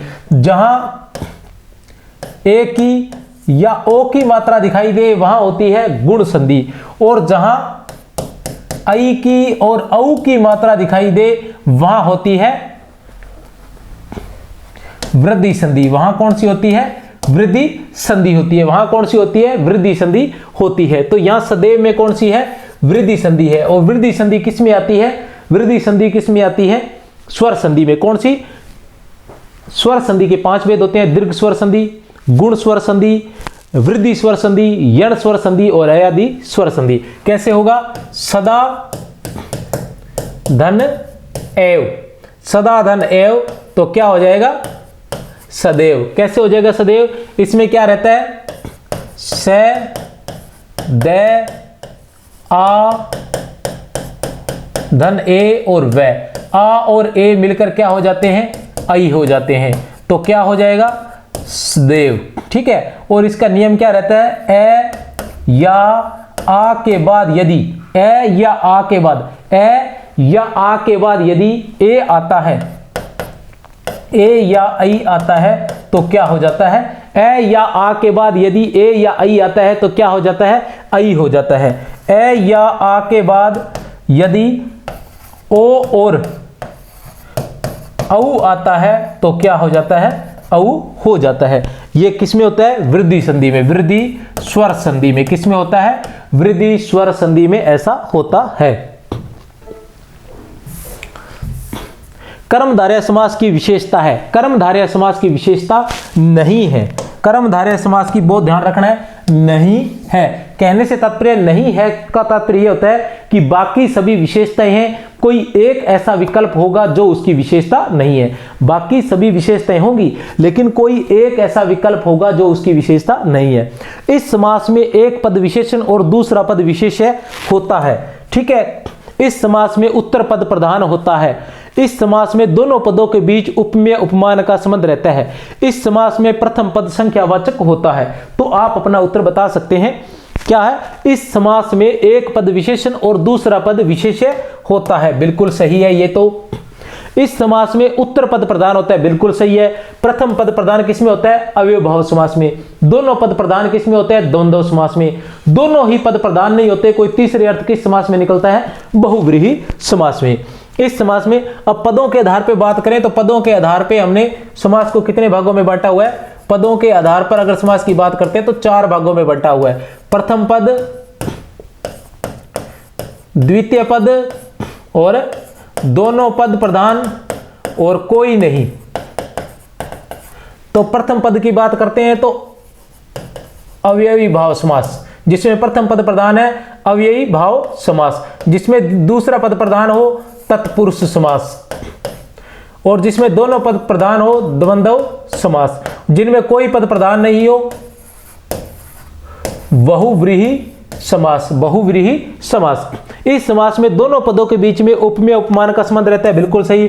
कर्मधारय समास उसे कहते हैं जिसमें विशेषण विशेष्य और उपमेय उपमान का संबंध बताया जाता है, उसे कर्मधारय समास कहते हैं। इस समास में प्रथम पद संख्यावाचक होता है? नहीं। संख्यावाचक किसमें होता है? द्विगु समास में होता है। किसमें होता है? द्विगु समास में प्रथम पद संख्यावाचक रहता है।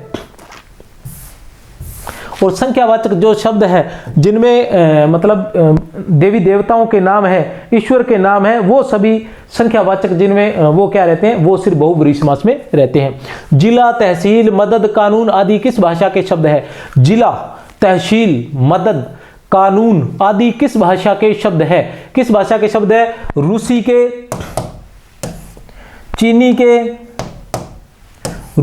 चीनी के, फ्रेंच के, अरबी के। तो देखने से हमें पता चल जाता है कि किस भाषा के शब्द है?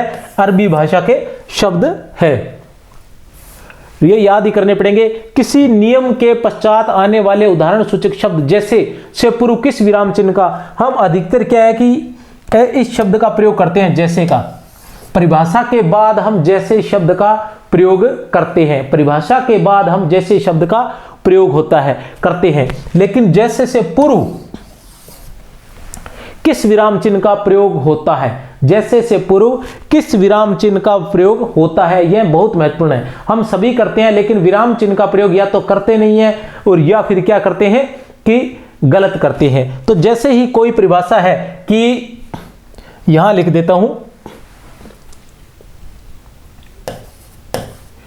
किसी व्यक्ति, वस्तु, स्थान व भाव आदि के नाम को संज्ञा कहते हैं। अब या तो पूर्ण विराम लगाओ, जैसे लगाना होता है तो क्या लगाना होता है? यहां अर्ध विराम। अर्ध विराम लगाकर फिर लिखना होता है जैसे राम, मेज, क्रोध। ये इस तरह से आप लोग ये कर सकते हो। किसी व्यक्ति, वस्तु, स्थान व भाव आदि, जैसी है लगाएंगे इससे पहले क्या लगाना होता है? अर्ध विराम का चिन्ह। तो जैसे से पूर्व किसका चिन्ह आता है? अर्ध विराम का चिन्ह आता है। इस बात का आपको ध्यान रखना है, विशेषकर परिभाषाओं में। ठीक है, किसी नियम के पश्चात। तो परिभाषा क्या होती है? अपने आप में नियम ही होती है, क्योंकि उसके बाद हमने उसका उदाहरण देना होता है। किसी नियम के बाद भी हमने उदाहरण देना होता है, उसमें अर्ध विराम का प्रयोग होता है। उसके पेट में दर्द है इसलिए वह खेलने नहीं आया। उपयुक्त वाक्य है। उसके पेट में दर्द है इसलिए खेलने नहीं आया। इसलिए खेलने नहीं आया, ये ध्यान रख लेना। ठीक है, खेलने नहीं है। उपयुक्त वाक्य है सरल वाक्य है, तो सरल वाक्य में एक ही क्रिया होती है, तो सरल वाक्य तो ये नहीं है, सरल वाक्य तो ये नहीं है। उपयुक्त वाक्य है कौन सा है? संयुक्त वाक्य है, संज्ञा उपवाक्य है। संज्ञा उपवाक्य भी नहीं है, क्यों नहीं है? क्योंकि संज्ञा उपवाक्य हमेशा की से प्रारंभ होता है, संज्ञा उपवाक्य हमेशा की से प्रारंभ होता है, ये याद रख लेना। अब आता है हमारे पास संयुक्त वाक्य और मिश्र वाक्य, इन दोनों में से एक है, तो यह कौन सा है? संयुक्त वाक्य है। क्यों? क्योंकि उसके पेट में दर्द है और वह खेलने नहीं आया। दो समान बातें हैं और दो समान बातों को जिससे जोड़ा जाता है, ठीक है, दो समान बातें जहां हो, दो समान वाक्यों को जब जोड़ा जाता है तो वो कहलाता है संयुक्त वाक्य कहलाता है। एक प्रधान वाक्य और अन्य उपवाक्य हो तो वो मिश्र वाक्य कहलाते हैं। जहां दोनों समान वाक्य हो वहां क्या होता है? संयुक्त वाक्य रहता है। तो यहाँ दोनों वाक्य जो है वो समान है, ठीक है, तो इसलिए क्या है? यहाँ संयुक्त वाक्य है। और वैसे भी संयुक्त वाक्य जो होता है उसके अंदर इसलिए का जो प्रयोग हालांकि इसमें भी होता है, लेकिन इसमें उपवाक्य के लिए होता है। ये इसलिए एक ऐसा शब्द है, इसको आपने ध्यान में रखना है, क्योंकि इसलिए का प्रयोग संयुक्त वाक्य में भी होता है और इसलिए का प्रयोग मिश्र वाक्य में होता है। बाकी अन्य का प्रयोग दोनों में नहीं होता है, लगभग अलग अलग होते हैं। जैसे संयुक्त की बात करते हैं तो इसमें लेकिन, बल्कि, किंतु, परंतु, लेकिन, बल्कि, किंतु, परंतु, अतः, तथा, अथवा, या और एवं, इन योजक चिन्हों का, योजक शब्दों का प्रयोग होता है। फिर आता है तुम खेल कर नहाओगे या नहाकर खेलोगे। उपयुक्त वाक्य है, तुम खेल कर नहाओगे या नहाकर खेलोगे। सरल वाक्य है, संज्ञा उपवाक्य है, संयुक्त वाक्य है या फिर मिश्र वाक्य है। तुम खेल कर नहाओगे या नहाकर खेलोगे। अभी अभी मैं आपको बता चुका हूं, क्या बता चुका हूं कि जो सरल वाक्य है, संज्ञा उपवाक्य है, संयुक्त वाक्य या मिश्र वाक्य, क्या बता चुका हूं मैं? अभी अभी आपको बता चुका हूं कि संयुक्त वाक्य में क्या होता है? लेकिन, बल्कि, किंतु, परंतु, लेकिन, बल्कि, किंतु, परंतु, अतः, तथा, अथवा, अतः, तथा, अथवा, या और एवं, या और एवं, तो क्या आ गया? या जैसे ही आ जाता है तो कौन सा हो जाता है? संयुक्त वाक्य हो जाता है। कौन सा वाक्य हो जाता है? संयुक्त वाक्य। तो अपना उत्तर क्या है? संयुक्त वाक्य।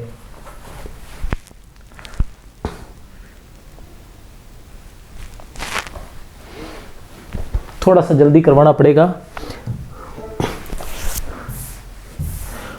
त्रुटिपूर्ण या हंस पद का चिन्ह है, त्रुटिपूर्ण या हंस पद का चिन्ह है, त्रुटिपूर्ण या हंस पद का चिन्ह है, कौन सा है? ए। त्रुटिपूर्ण या हंस पद का चिन्ह है ए। 44, छछुंदर के सिर पर चमेली का तेल लोकोक्ति का सही अर्थ है। छछुंदर के सिर पर चमेली का तेल लोकोक्ति का सही अर्थ है। अयोग्य व्यक्ति द्वारा स्तरीय वस्तु का उपयोग, झूठा दिखावा, असंभव बात, इनमें से कोई नहीं। अयोग्य व्यक्ति द्वारा स्तरीय वस्तु का उपयोग, अयोग्य व्यक्ति द्वारा स्तरीय वस्तु का उपयोग। जो ही तुम आए त्यों ही सब भागे, जो ही तुम आए त्यों ही सब भागे। उपयुक्त वाक्य है, जो ही तुम आए त्यों ही सब भागे। उपयुक्त वाक्य है, मिश्र वाक्य है, सरल वाक्य है, संज्ञा उपवाक्य है, संयुक्त वाक्य है। देखो, जो ही तुम आए त्यों ही सब भागे। अब क्या है कि जो ही तुम आए त्यों ही सब भाग गए। जो सब भाग गए हैं वो किस पर निर्भर कर रहा है? मुख्य वाक्य, प्रधान वाक्य क्या है कि सब भाग गए, लेकिन ये किस पर निर्भर कर रहा है? जो ही तुम आए, तुम आने, तुम्हारे आने पर निर्भर कर रहा है। कहने का मतलब तुम आए, ये क्या है? उपवाक्य है। ये क्या है? उपवाक्य है। तो उपवाक्य और प्रधान वाक्य जहां रहते हैं वहां कौन सा होता है? मिश्र वाक्य। वहां कौन सा होता है? मिश्र वाक्य होता है, अतः मिश्र वाक्य है। दूसरी बात, सरल वाक्य है नहीं। संयुक्त वाक्य में मैं आपको बता चुका हूं कि संयुक्त वाक्य में क्या होता है? लेकिन नहीं है, बल्कि, किंतु, परंतु, लेकिन, बल्कि, किंतु, परंतु, अतः, तथा, अथवा, या और एवं, इनमें है नहीं है, तो ये भी नहीं है। संयुक्त वाक्य भी। संज्ञा उपवाक्य हमेशा की से प्रारंभ होता है, तो ये भी नहीं है। पीछे क्या बचता है? मिश्र वाक्य। आप लोग सरल वाक्य करने की जरूरत नहीं है, संयुक्त वाक्य को कर लीजिए और संज्ञा उपवाक्य को कर लीजिए। संज्ञा उपवाक्य किसका है? मिश्र वाक्य का ही एक भेद है, ठीक है ना। तो संज्ञा उपवाक्य और विशेषण उपवाक्य रहते हैं, मिश्र वाक्य के अंतर्गत दो रहते हैं। जो विशेषण उपवाक्य वो थोड़ा कठिन है, तो उसे याद करने की आवश्यकता नहीं है, आप बाकी सारे याद कर लीजिए बस। समुदायवाचक तथा द्रव्यवाचक शब्द किस संज्ञा में आते हैं? समुदायवाचक तथा द्रव्यवाचक शब्द किस संज्ञा में आते हैं?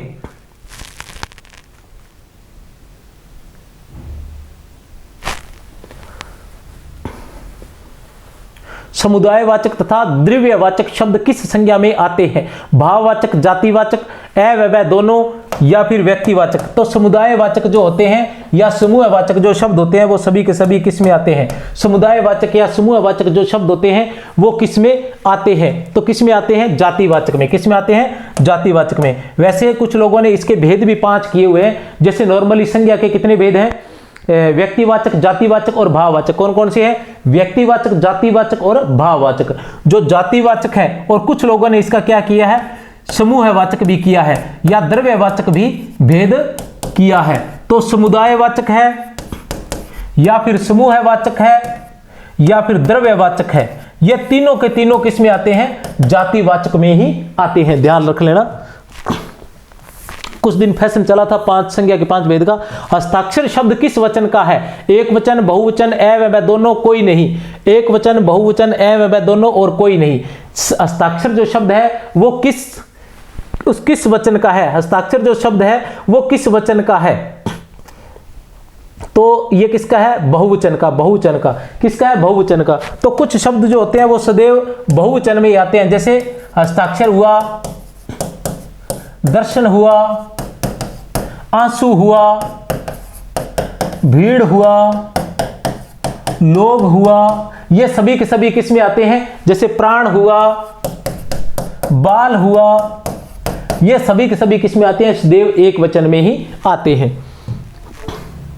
जैसे कहते हैं ना कि तेरे बाल उड़ गए। बाल उड़ गए का मतलब क्या होता है? एक बाल थोड़ी होता है, सारे बाल, मतलब बहुत सारे बाल। तो बहुवचन में ही आते हैं। समूहवाचक संज्ञा है। समूहवाचक संज्ञा है। समूहवाचक संज्ञा कौन सी है? भीड़ है, ताजमहल है, कक्षा है, वैसा है, दोनों है। देखो भीड़, कक्षा और ताजमहल। ताजमहल तो क्या है? व्यक्तिवाचक संज्ञा है। भीड़ और कक्षा जो है वो दोनों क्या है? समूहवाचक है। तो वैसा है, दोनों। उत्तर हमारा द होगा। और वैसे ये दोनों किस में आते हैं? समूहवाचक भी किस में आता है? जातिवाचक का ही एक भेद है। ये मैंने इसलिए लिया क्योंकि बीच में ऐसे प्रश्न पूछे जाने लगे थे। बाय द वे हमें ध्यान में होना चाहिए, अगर पूछ भी लिया जाए तो हम उनका नाम हमें ध्यान होना चाहिए। द्रव्यवाचक संज्ञा, समूहवाचक संज्ञा और समुदायवाचक संज्ञा। निम्नलिखित में से कौन सा पद तत्पुरुष समास नहीं है? तत्पुरुष समास नहीं है। निम्नलिखित में से कौन सा? सिर दर्द, सिर में दर्द, समक्ष,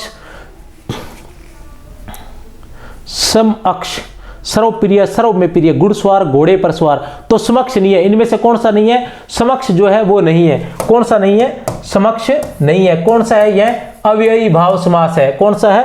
अव्ययी भाव समास है, क्योंकि प्रथम पद क्या है? इसमें उपसर्ग है। जिसमें प्रथम पद उपसर्ग रहता है वो क्या रहता है? अव्ययी भाव समास है।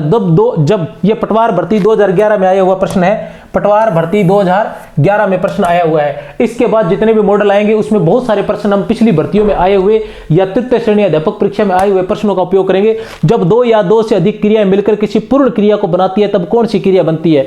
जब 2 या 2 से अधिक क्रियाएं मिलकर, जब 2 या 2 से अधिक क्रियाएं मिलकर किसी पूर्ण क्रिया को बनाती है तब कौन सी क्रिया कहलाती है? सकर्मक क्रिया, अकर्मक क्रिया, संयुक्त क्रिया, प्रेरणार्थक क्रिया। तो कौन सी क्रिया कहलाएगी? सकर्मक क्रिया, अकर्मक क्रिया, संयुक्त क्रिया, प्रेरणार्थक क्रिया। कौन सी कहलाएगी? संयुक्त क्रिया। संयुक्त क्रिया जैसे पानी बरसने लगा। अब बरसना और लगना दोनों अलग अलग क्रियाएं हैं, लेकिन दोनों मिलकर एक क्रिया का निर्माण कर रही है, तो इसे कहते हैं संयुक्त क्रिया। पानी बरसने लगा। एक अनार 100 बीमार लोकोक्ति का अर्थ है अनार के लिए बीमार होना, अनार बहुत महंगे हैं, अपनी हानि स्वयं करना, चीज थोड़ी और चाहने वाले अधिक। तो उत्तर है चीज थोड़ी और चाहने वाले अधिक। किस वाक्य में एक आक्रामक क्रिया का प्रयोग किया गया है? किस वाक्य में आक्रामक क्रिया का प्रयोग किया गया है? प्रश्न पूछा गया राजस्थान पुलिस सब इंस्पेक्टर भर्ती 2018 में। मजदूर चाय पी रहा है। किस वाक्य में आक्रामक क्रिया का प्रयोग किया गया है? मजदूर चाय पी रहा है, बालक बहुत देर से रो रहा है, अम्मा खाना बना रही है, रमेश पुस्तक पढ़ रहा है। इसको विस्तार से बताया जाए तो मजदूर चाय पी रहा है। मजदूर चाय पी रहा है। मजदूर जो है वो करता है। मजदूर चाय पी रहा है। चाय जो क्या है? कर्म है। मजदूर क्या है? कर्ता, और चाय जो कर्म है। ठीक है। तो अब कर्म का अगर फर्क पड़ता है किस पर? कर्म पर, या जिसमें कर्म हो तो वो सकर्मक क्रिया होती है। वैसे ही तो ये सकर्मक क्रिया, ज्यादा विस्तार से बार बार बताना नहीं चाहता मैं। मजदूर क्या है? चाय पी रहा है, तो चाय कर्म है, तो कर्म सकर्मक। बालक बहुत देर से रो रहा है, बहुत देर से रो रहा है। वैसे भी रोना, हंसना, रोना, आना जाना, उठना बैठना, गाना, नाचना, ये सभी किस में आते हैं? अकर्मक क्रिया में आते हैं। तो रो रहा है, रो रहा है, कहाँ रो रहा है, कहीं नहीं रो रहा। बालक अगर बेड पर बैठकर रो रहा है तो भी क्या आएगा, रोना किस में आएगा, अकर्मक क्रिया में आएगा। अर्थात अकर्मक क्रिया किस में है, बै में है। बै में अकर्मक क्रिया का प्रयोग किया गया। अम्मा खाना बना रही है, अम्मा खाना, अम्मा क्या है, कर्ता, और खाना क्या है, कर्म है। जहां कर्म होता है वहां से अकर्मक क्रिया होती है। रमेश पुस्तक पढ़ रहा है, रमेश क्या है, कर्ता, और पुस्तक क्या है, कर्म है। तो कर्म, जहां कर्म होता है वहां क्रिया का फल कर्म पर ही पड़ता है, जहां कर्म नहीं होता वहीं अकर्मक क्रिया होती है। निश्चल का सही संधि विच्छेद है, निश्चल का सही संधि विच्छेद है निह प्लस चल, निह प्लस चल। उत्तर है द, निह प्लस चल। इसके बाद आता है चकवा सारी रात रोता है, वाक्य में वाच्य बताइए। चकवा सारी रात रोता है, वाक्य में बचाइए। क्रियावाच्य, कर्मवाच्य, कृत्रिवाच्य या भाववाच्य। ठीक है, तो चकवा सारी रात रोता है, चकवा क्या है, चकवा है हमारे पास कर्ता। चकवा क्या है, कर्ता है। अगर कर्ता और रोता है क्या है, क्रिया है। कर्ता, अगर कर्ता को बदलने पर, ठीक है, क्रिया का जो फल है वो कर्ता पर पड़ता है, या कर्ता को बदलने पर अगर क्रिया बदल जाती है तो वो कृत्रिवाच्य होता है। हम कर्ता बदल कर देखते हैं। कर्ता बदलने से तात्पर्य, वो पुल्लिंग है तो पुल्लिंग नहीं करना, पुल्लिंग है तो उसे स्त्रीलिंग करना है, एक वचन है तो उसे बहुवचन करके देखना है, तब फर्क पड़ता है। जैसे चकवा है सारी रात रोता है, चकवा की जगह हम चकवी कर लें तो चकवी सारी रात रोती है, तो रोता है से क्या हो गई, रोती है हो गई। मतलब कर्ता को बदलने के साथ साथ क्रिया भी बदल गई। जब कर्ता को बदलने के साथ क्रिया भी बदल जाती है तो वहां कौन सा होता है, कृत्रिवाच्य होता है। उत्तर है हमारे पास 6 कृत्रिवाच्य।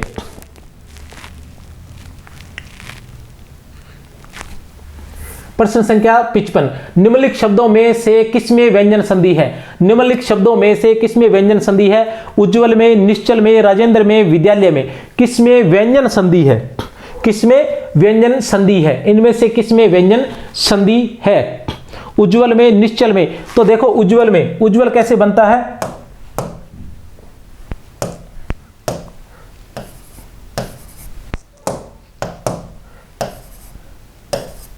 उत प्लस ज्वल, तो क्या हुआ, उज्ज्वल। ठीक है, क्या हुआ, उज्ज्वल। ठीक है, तो कौन सी संधि है, व्यंजन संधि है में। इसमें क्या है, निह धन चल, तो इसमें कौन सी है, विसर्ग संधि। राजेंद्र में क्या है, राजा धन इंद्र, तो कौन सी संधि है इसमें, गुण संधि। विद्यालय में कौन सी है, विद्या धन आल्य, तो इसमें कौन सी संधि है, दीर्घ स्वर संधि है। तो बाकी सभी में क्या था, इसमें विसर्ग संधि है, दोनों में स्वर संधि है, गुण स्वर संधि और दीर्घ स्वर संधि। तो उत्तर है हमारा ए। 56 में क्या है, दूध होता तो चाय बना लेता, दूध होता तो चाय बना लेता, वाक्य में काल है। दूध होता तो चाय बना लेता मतलब भूतकाल की बात है, तो कौन सा, हेतु, हेतु मत भूतकाल, सामान्य भूतकाल, सामान्य वर्तमान काल, पूर्ण भूतकाल। अब देखो दूध होता तो बना लेता, दूध होता तो चाय बना लेता, दूध होता तो चाय बना लेता। जहां कोई शर्त रखी जाती है या जहां कोई कारण रहता है, कार्य के होने के पीछे या न होने के पीछे, कार्य के होने के पीछे या न होने के पीछे कोई कारण रहता है, ऐसा कोई भी वाक्य हो, वो वाक्य अगर भूतकाल का है तो हेतु हेतु मद भूतकाल ही होता है, और यदि वो भविष्य काल का है तो हेतु हेतु मद भविष्य काल में आ जाता है।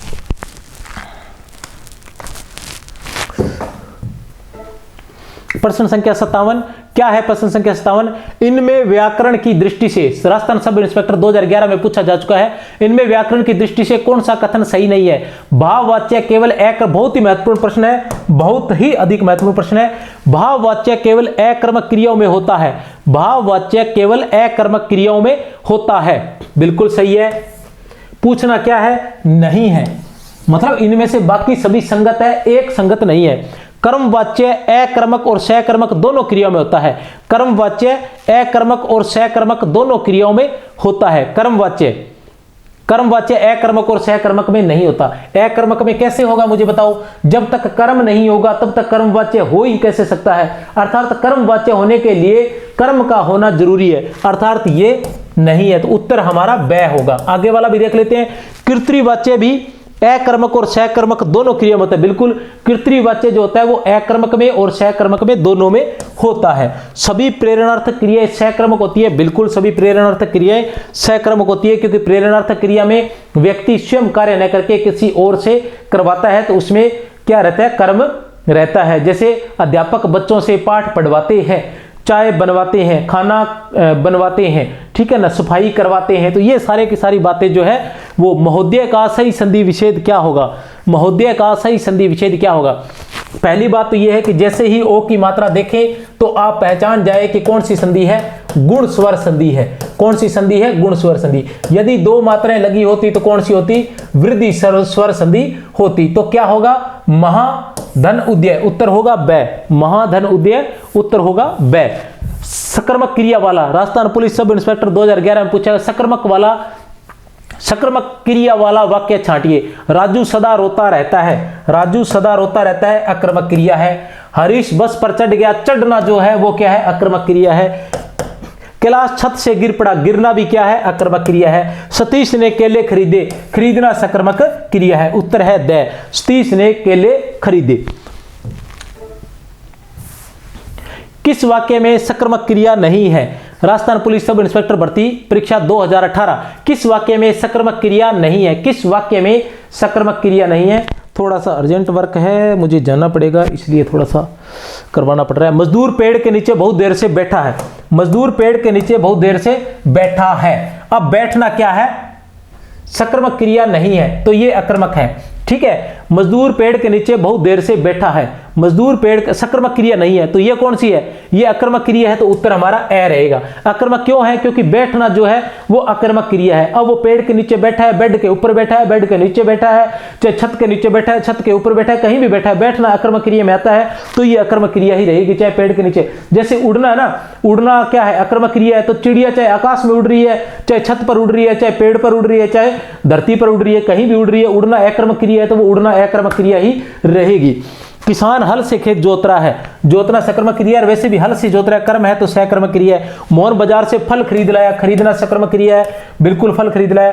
3 छात्र पुस्तकालय में पढ़ रहे हैं, पुस्तकालय में पढ़ रहे हैं, बिल्कुल सही है, तो सकर्मक क्रिया है। तो कौन सा, इसी के साथ ये 60% पूरे हुए। 120 अंक का है, आगे भी एक से बढ़कर एक लेके आएंगे। इसमें थोड़ा सा, इससे पहले वाला जो मॉडल है उसको बड़ा विस्तार से बताया गया है, वो बहुत लंबा है, इसको थोड़ा छोटा किया गया, इसके बाद वाले को और विस्तार से बताया जाएगा। जय हिंद, जय भारत, बहुत बहुत शुभकामनाएं, बहुत जल्दी तुम्हें सफलताएं प्राप्त होंगी। जय हिंद, जय भारत।